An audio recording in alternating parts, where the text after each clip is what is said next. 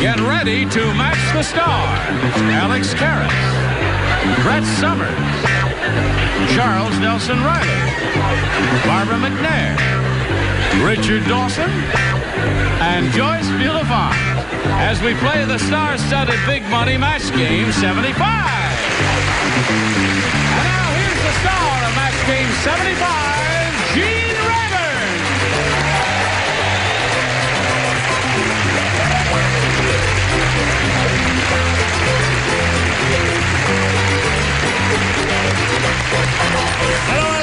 Hello, Johnny Olson. All right. Is everybody all right?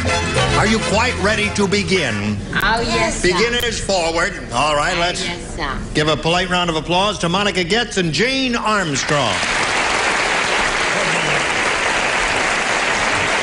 This lady is a current champ. She's won $5,600, and now she's being challenged by Jane, who's had her first round question, and it didn't work out too well, did it, Jane? But you're having a good time, aren't you? I sure am. Good. All right, we'll see how you do with your first round question in a moment or so, but right now, how about paying attention to this? Here we go, middle of round one. Now, Monica, this is your first round question. It reads as follows. During Alex Karras' last football game, the coach of the opposing team said, "That Karras is an animal. Just look at him. Our quarterback's blank is hanging out of Karras' mouth."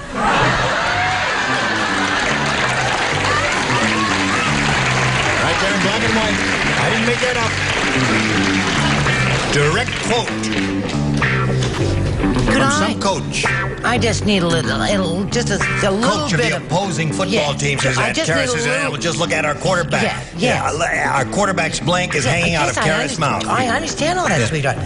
But I'd like a little edification about what position he played on the team. Oh, he was all over the field. He was a lineman, but he was all over. He was just, he was all over. Lineman? He's a lineman. Those people work for the telephone company. No. Tell it what you did, Alex. I was all over the quarterback. He was all over the quarterback. From the top of his head to the bottom of his toes.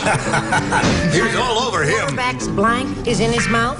Quarterback's blank is hanging out of Karras' mouth. I think I've got it. That was in the showers, I bet. Okay, oh, you finished there. I'm sorry. I didn't mean to holler at you, Charles. Please forgive me.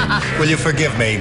Sir, this window is closed. Will you see the woman on the other side? Can I go this way? Yes, the blue Are they car. still open over here? Yes, I'm sorry. Are you still open? Yes. All right, let's go over here to Monica Getz. All finished over there. During Alex Karras' last football game, the coach of the opposing team said that Karras is an animal. Just look at him. Our quarterback's blank is hanging out of Karras' mouth. His leg? His leg. Yeah. His leg. All right, Alex, it's a moment of truth. Tell us.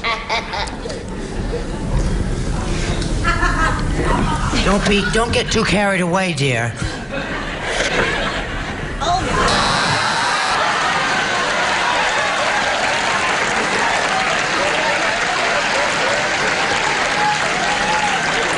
Okay. We used to get bonuses for that, you know. Oh, really?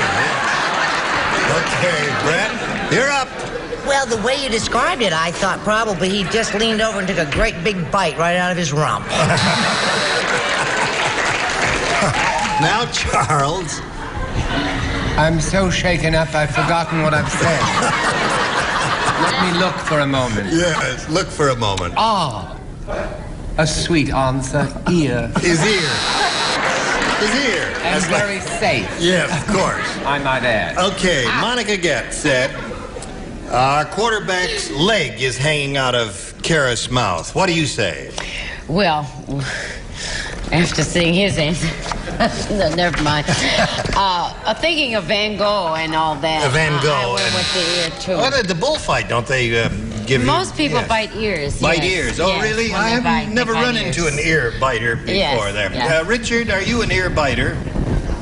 Not necessarily. Oh, I see. Okay. What part do you prefer? It's hard because when he goes to bed, he puts his teeth in a glass.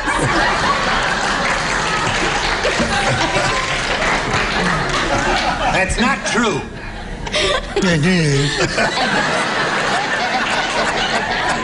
Did I leave my teeth in your house?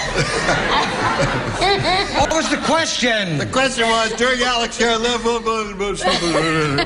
the coach of the opposing team said that Karras is an animal. Just look at him. Our quarterback's blank is hanging out of Karras' mouth. Leg! Leg!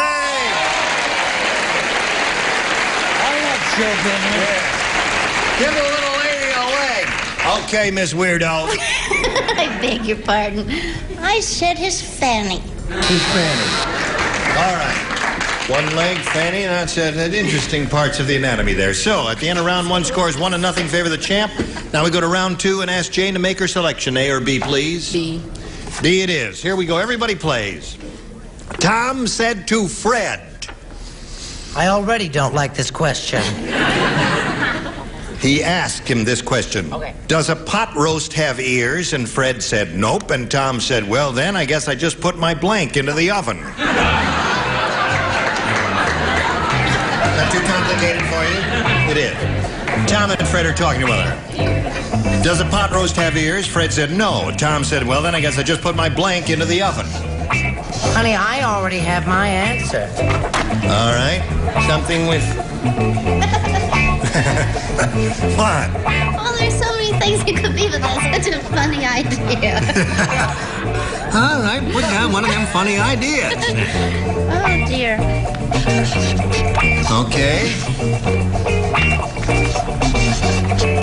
Right. Now, we're waiting for Alex. He's just finishing up now. I'm not going to tell you again how to put that card. Okay. I told him, Dickie. Now, Jane Armstrong. Tom said to Fred, does a pot roast have ears? And Fred said, nope. And Tom said, well, then I guess I just put my blank into the oven. Rump.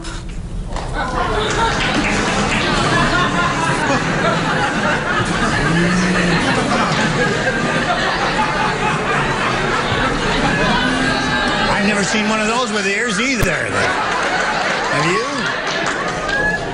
I am really disappointed in what she said because she reminds me of my mom.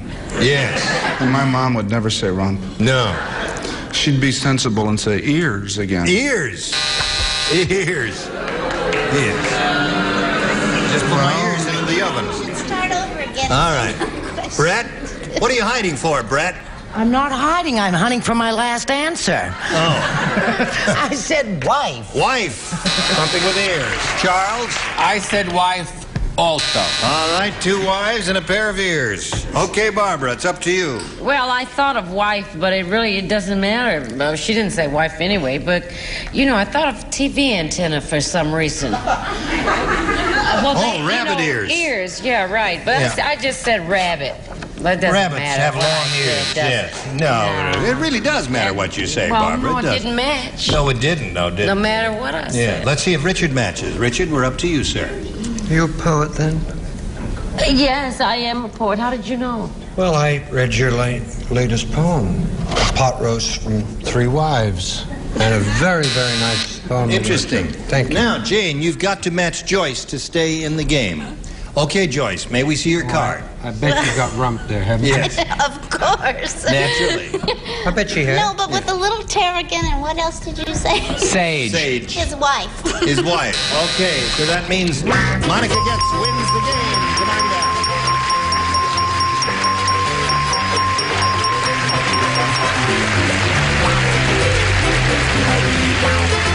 Congratulations.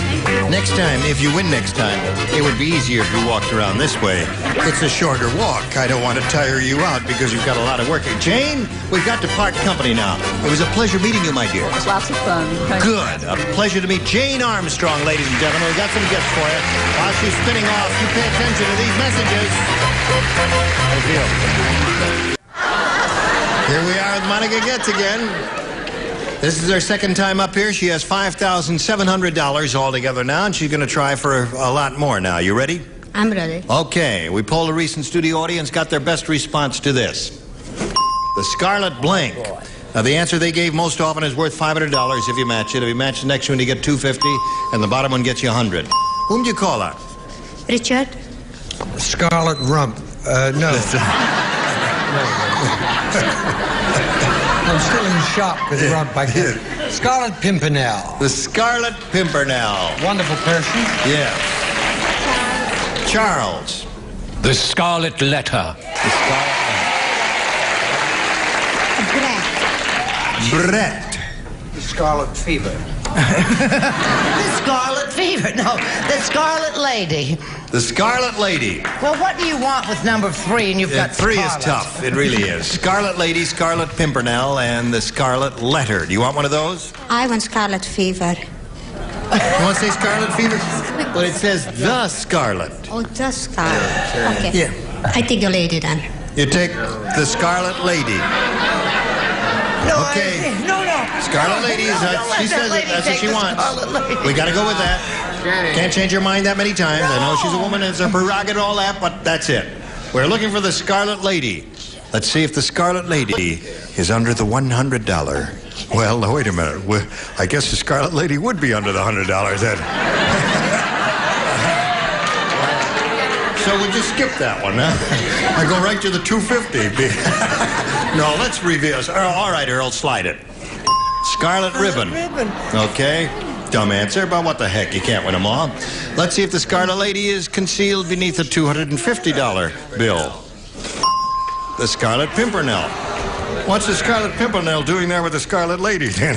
Well, don't ask questions. Here's the last chance for the Scarlet Lady as we reveal the $500 response.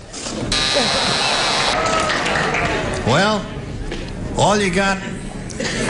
You didn't even get the disease, Scarlet Fever, did you? You're looking for the Scarlet Lady. Well, Monica, you got your $5,700. Are you ready to meet another player? Yes, sir. Let's welcome John Schlicker.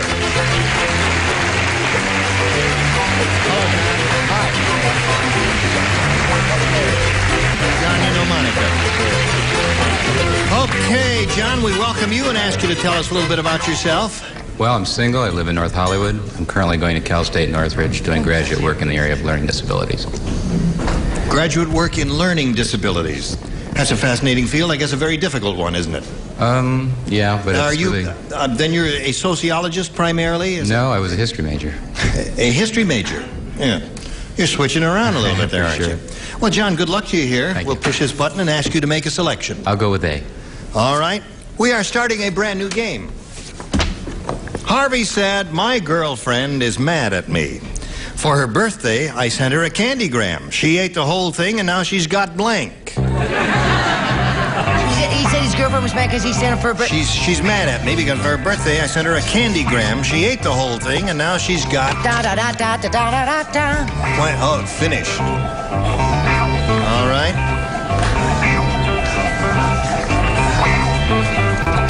All right.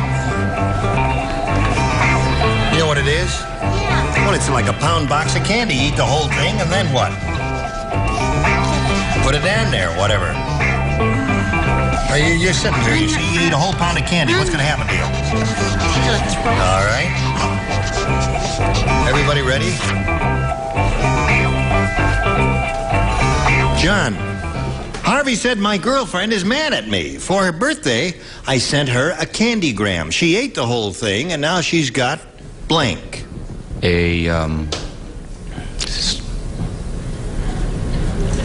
Now she's got...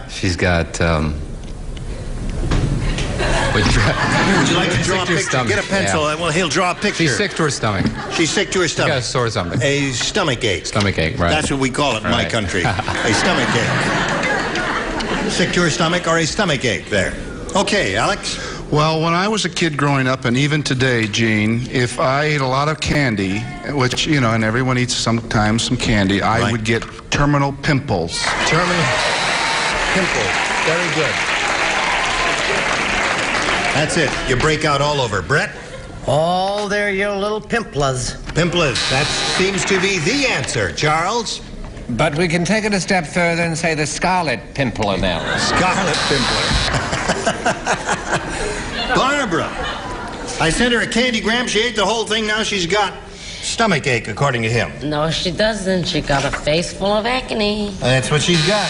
More pimples. Richard? More pimples. Clinical word for acne, of course, is the zits. Being in the medical business. Yes, of course. Now, Joyce. Those are the strangest answers I have ever heard. What the? No, they're all logical. What funny thing to think of. I mean, if you eat all that chocolate and sweets. a candygram. I kept thinking it was giving your stomach a message or something. I couldn't. And the message was she had a tummy ache. A tummy ache. That's one for you, John. Okay, Monica, we're coming to you after we come to this. Here we go. Turn around and the camera's on. Okay. Here we go, Monica. This is all yours. Listen carefully. Sally the stripper was so ugly. I'll tell you how ugly she was. None of the customers complained when the burlesque house replaced her with a blank. That's how ugly she was.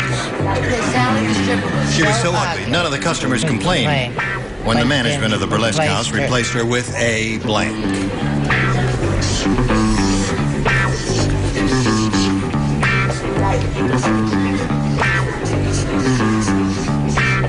Do not tarry, Joyce. I'm finished. Excuse me. Thank you. All right. Joyce. I can't spell. Well, spelling doesn't count. Can't count either. Here we go. Monica, Sally the stripper was so ugly that none of the customers complained when the burlesque house replaced her with a dancing bear. A dancing bear. Yeah. And she was ugly. What country do you come from? That one. From that one? Yes. Transylvania? Yes. Hungary. Yes. Hungary? Yes. When you hear their answers, you may be hungry. This may be the end of the line for you, my dear. All right, Alex. She says a dancing bear. I will be very surprised if somebody says dancing bear over here. A young boy.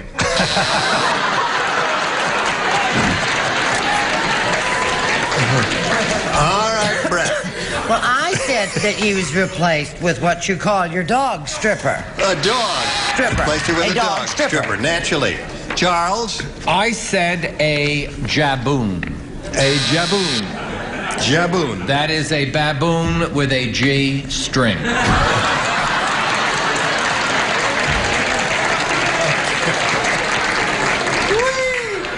Hello, Barbara. Hello. Aren't you glad you came? Oh, I'm having a terrific time. Time of my life I'm having. But you know what? I took my answer from an inspiration. I once saw on Sanford and Son when Sanford said to Esther, says, your face is so ugly, it could be used to make gorilla cookies. So they placed her with a gorilla. They replaced the man with a gorilla. Yeah. All right. Now, Richard, Sally the stripper was so ugly that none of the customers complained when the burlesque house replaced her with a dancing bear, according to Monica. Well, I took my answer from the Catherine Kuhlman show. Oh, no, I didn't. No. They replaced her with a male stripper. Male stripper? Yeah, he'd strip your mail while you looked on. Wonderful human being. Yes, of course. I don't know what it means, but Joyce, save us from this thing here. My answer is exactly the same as his. I don't believe it, with the Charles Nelson Riley.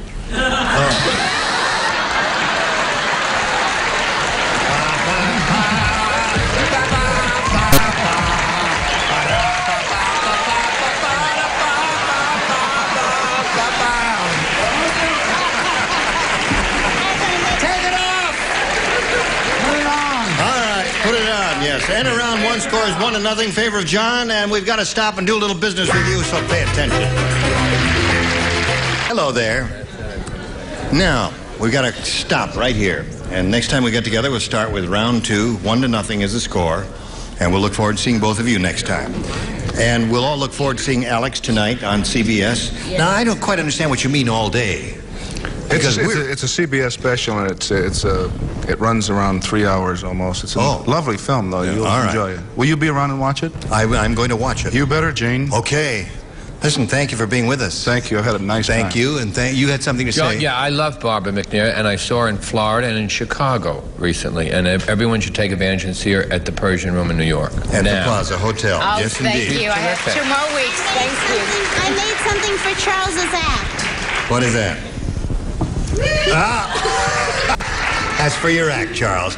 And you're in St. Louis. Plus stuff.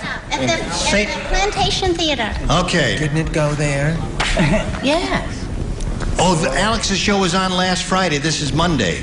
Boy. You liked it, though, didn't you? I sure loved it. Next time we get together, these are the Kugelbergs who will be on this here now very stage. Scoey Mitchell, Brett Summers, Charles Nelson Riley, Hattie Duke Aston, Richard Dawson, and Patty Norton. Gene Rayburn, join us next time. I promise I'll be well by then. Goodbye.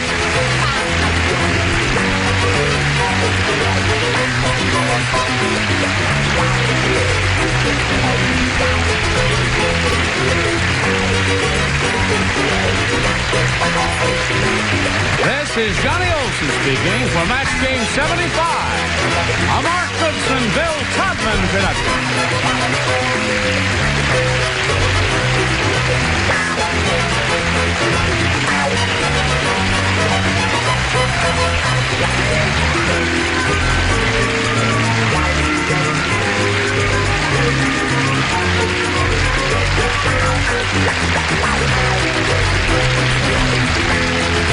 Stay tuned for Tattletales next over most of the CBS stations.